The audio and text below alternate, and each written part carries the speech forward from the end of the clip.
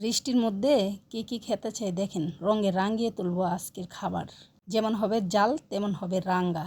চেপা শুটকি, তারপরে হচ্ছে মরিচ, পেঁয়াজ, তারপরে হচ্ছে রসুন বেটে নিয়েছি, কিন্তু আবার কুচি করে নিয়েছি। এখন আমি রাঙ্গার ঝাল বাজিটা করে নেব। বৃষ্টির দিনে একটু বোনা বোনা খিচুড়ি দিয়ে কিন্তু এই বাজিটা সেই স্বাদ লাগে। সবাই বলতে পারেন যে খিচুড়ির সাথে কি আবার কেউ শুটকি বাজি খায় নাকি, একবার ট্রাই করে দেখবেন, খুবই ভালো লাগে। তো একবার করে খেয়ে দেখেন, বাকিটা ইতিহাস হয়ে থাকবে। এই যে আবারও মরিচ এই বাটা সবগুলো দিয়ে দিলাম, মিক্স করে নেব। এখন ভালোভাবে ভেজে নেব, লবণ দিয়েছি।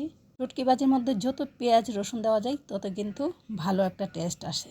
বারবার কিন্তু নাড়াচাড়া করতে হবে, না হয়তো লেগে গিয়ে একটু কালারটা নষ্ট হতে পারে। তার জন্য বারবারই নেড়ে ছেড়ে দিতে হবে যেন ভাজাটা একটু পুড়ে না যায়। শুটকি ভাজাটা যতটুকু রাঙা হয়েছে ততটুকু ঝাল কম হয়েছে, সাথে একটু লেবু নেবেন, খেতে কিন্তু বেশ ভালো লাগবে। গরম ভাতের সাথে তো আর কোনো কথাই লাগে না, দারুণ হয়েছে।